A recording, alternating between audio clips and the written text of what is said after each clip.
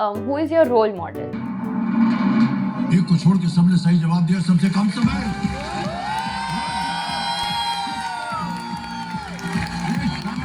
25 लाख लोगों का सपना होता है, पूरे साल में भी लोग 25 लाख नहीं बनाते। आपने केबीसी में 25 लाख की धनराशि जो कमाई है, सिवाय पैसे की और कोई बात नहीं की इन्होंने जब से आए।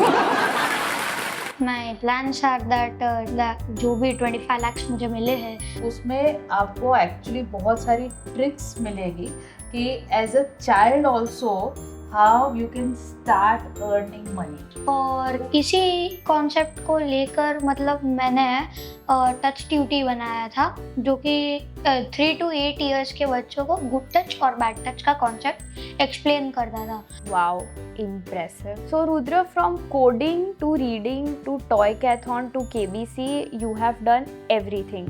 तो किस तरह का जुगाड़ आप करते हैं भाई साहब? अगर तुम्हारे पास एक रोबोट हो तो तुम उससे क्या क्या काम करवाओगे? Robot bring me food. मेरे पापा जब भी ऑफिस से थक के आते हैं ना, मैं उनके पैर दबाता हूँ। पहले शुरू में मैं उनको मतलब थोड़ा फ्री में करके देता था, अब थोड़ा चार्ज बढ़ गया है। मुझे एक्चुअली 50 रुपीज़ ही मिलता है पर वीक खाने के लिए।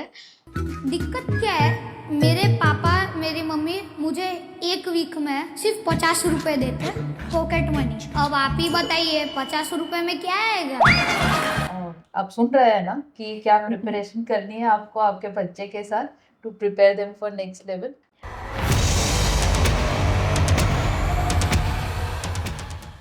अच्छा, who is your role model? My role model, मैंने केबीसी में भी ये कहा था कि इलॉन मस्क है मेरे role model.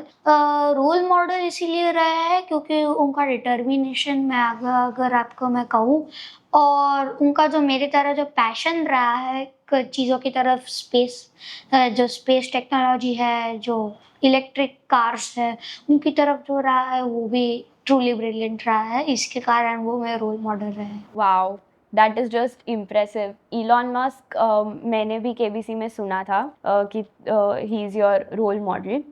I heard you love reading books. तुमको कौन सी one book you will recommend to the audience and why? Reading books में तो अगर इसमें बुक्स की भी बहुत वाइड रेंज ऑफ बुक्स होती है।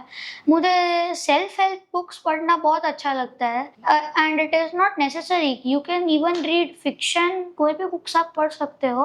But if I recommend one book, और जो कि मतलब अभी जो प्रार्थना जो पीओवी है, दैट इज एक्चुअली फाइनेंशियली जो ये पॉडकास्ट है, उसके रिकमेंड अगर मैं कुछ करूँ तो rich dad poor dad is a good book. अगर if you want to grow financially, ये एक अच्छी बुक है, I can recommend you that. और अभी एक स्किल, जो ये स्किल है फाइनेंशियल लिटरेसी की, वो स्किल अभी मैंने देखा है बहुत मतलब थोड़ी कम हो चुकी है, और we are lacking it actually because that's not what we are traditionally taught. लेकिन एवरीथिंग कैन बी बिल्ट, और मैं वो पर्सनली सोचता हूँ।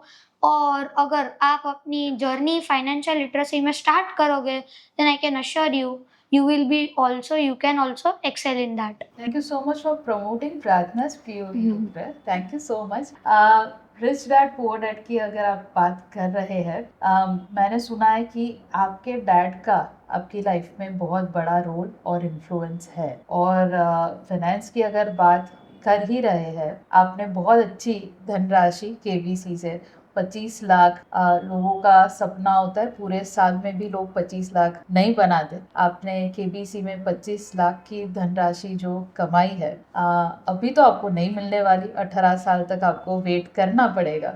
अभी है 7 साल आपके पास। What are the plans? My plans are that जो भी 25 lakhs मुझे मिले हैं उनको मैं अपने एजुकेशन में यूज़ करूँ, अपने कंपनी में यूज़ करूँ, और मतलब और अपने ड्रीम्स पे। यही मेरे 2 सबसे मेजर रहे हैं गोल्स, कि मैं अपने मतलब जो मेरे ड्रीम्स है जो मैंने शेयर किए केबीसी में, उसके पीछे में जो धनराशि है उसको यूज़ करूँ, और साथ साथ में जो मतलब मैंने बोला एजुकेशन है उस पर मैं फोकस करूँ। आपने केबीसी में ये भी बोला है रुद्र कि आप छोटी छोटी चीज़ों में काफ़ी ज़्यादा नेगोशिएट करके मम्मी पापा के पास से काफ़ी सारी धनराशि रोज कमाने की कोशिश करते हैं। ये मैंने सही सुना था कि नहीं? नहीं, एक्चुअली ये मैं करता हूँ बहुत।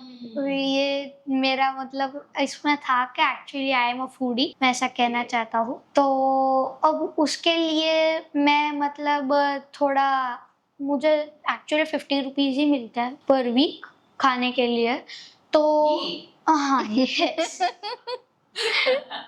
नहीं मतलब 50 rupees is also very huge amount, लेकिन मेरा उसमें क्या थोड़ा होता नहीं है, आई और crave little bit more.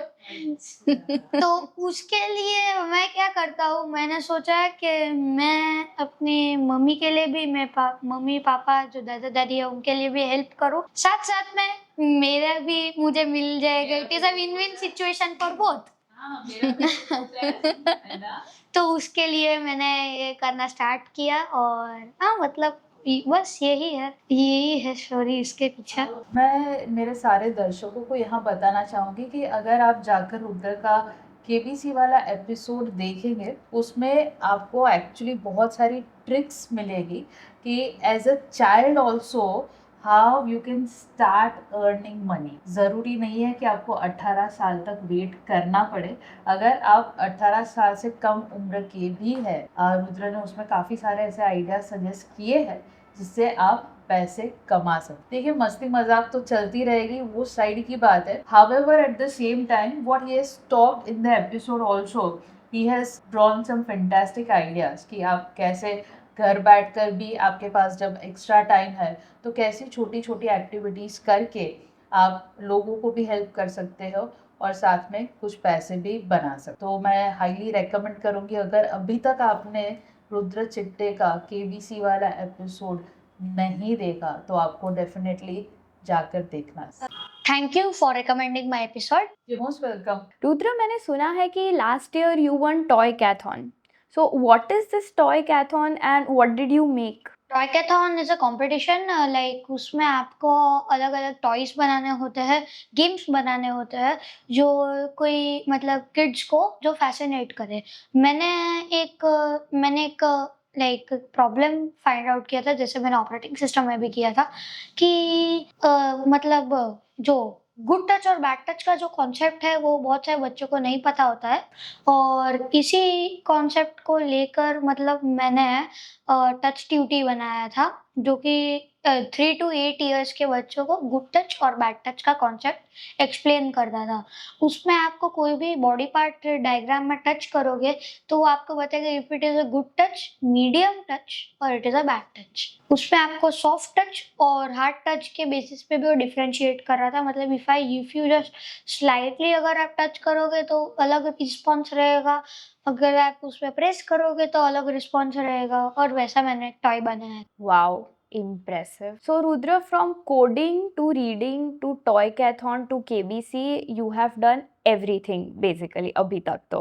So you are a multi-talented marvel. तो at the end of the day तुम ये सब कैसे मैनेज करते हो? ये सब मतलब आई थिंक के मतलब जो पैशन है मेरा वो मुझे ड्राइव करता जाता है कि you have to like do all of this. मुझे ऐसे कोई, जब मैं ये सब चीज़ें नहीं करता हूँ तो मुझे ऐसा लगता है यार मुझे एक बार ये वापस से करने दो, तो एक बार हो जाती है तो फिर करते हैं और थोड़ा करना है, फिर होता है और थोड़ा करना है। Drives me into the topic. मैं अपना टाइम मैनेज भी बहुत अच्छे से करता हूँ, that is also skill which my mother taught me, और वैसे ही मैं सब कुछ मैनेज कर लेता हूँ आई गेस।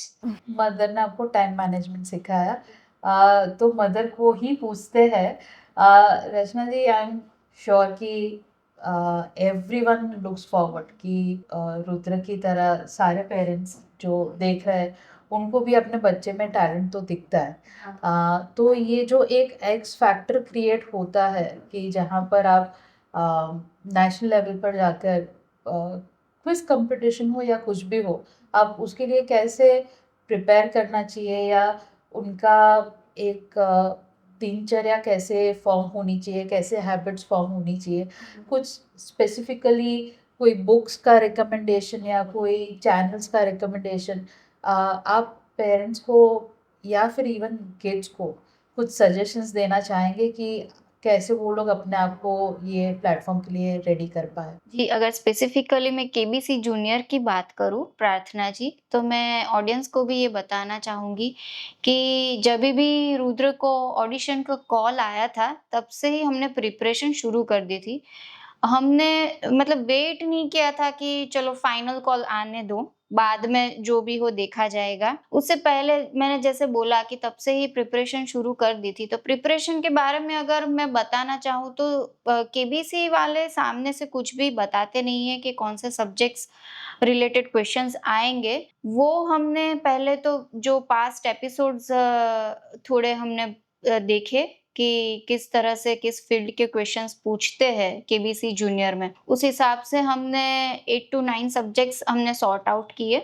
तो उसमें हमने देखा कि ज्योग्राफी है, हिस्ट्री है, माइथोलॉजी है, साइंस है, स्पेस रिलेटेड क्वेश्चंस है, वो सारे ज़्यादातर पूछते हैं। तो वो पूरा हमने लिस्ट बनाया। फिर पर्टिकुलर ईच सब्जेक्ट का हमने पहले तो मेन 100 क्वेश्चनर लिस्ट बनाया और डेली हम फ्लिप करते थे सब्जेक्ट्स कि आज चलो हिस्ट्री पढ़ानी है तो हिस्ट्री के 100 क्वेश्चंस मैं रुद्र को प्रिंट लाके देती थी, वो रीड करता था। फिर क्वेश्चंस आप कहाँ से लाते? ये क्वेश्चंस मैंने चैट जीपीटी से या फिर बुक्स में से मतलब 2-3 अच्छी बुक्स भी मेरे हस्बैंड ने जो यूपीएससी की प्रिपरेशन पहले की हुई है तो उन्होंने भी 2-3 बुक्स मुझे रेफर की हुई थी। तो वो बुक्स हम परचेज करके लाए। फिर जो रुद्र अभी 6th में है, 6th ग्रेड में, पर 8th ग्रेड तक की सारी बुक्स मैंने सीबीएसई की लाके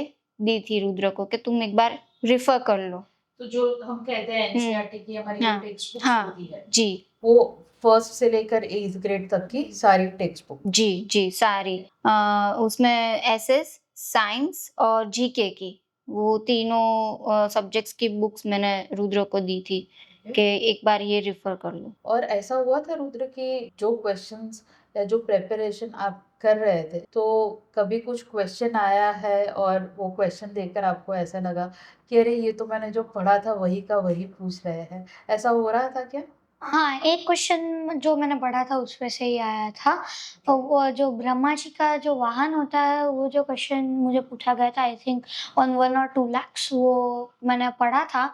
I had like practised it और उसी वक़्त मुझे पता चल गया था that this was the answer. और आपको आंसर पता था फिर भी आपने लाइफ लाइन दी थी? जी हाँ, एक्चुअली उसमें था क्या कि मतलब मुझे ऐसा था कि मैंने पढ़ा तो है but what if I needed to double check because at that time I was like कि मुझे ज़रा भी रिस्क नहीं लेना है, ज़रा भी ओवर कॉन्फिडेंस में नहीं रहना है। एंड दैट्स व्हाई मैंने ऑडियंस की मदद से वो आंसर का सही जवाब दिया। नहीं, आपकी क्लैरिटी जो थी वो रुद्र बहुत ही परफेक्ट थी कि अगर आपको आंसर पता भी है, अगर आप ज़्यादा अमाउंट पर जा रहे हैं तो इससे अच्छा ही है कि एक बार डबल चेक कर ले तो बाद में ऐसा नहीं हो कि पछताना पड़े। तो वो आपकी क्लैरिटी जो थी वो तो बहुत सही थी। तो आप सुन रहे हैं ना कि क्या प्रिपरेशन करनी है आपको आपके बच्चे के साथ to prepare them for next level. अभी जर्नी खत्म कि शुरू? अभी तो जर्नी शुरू ही हुई है।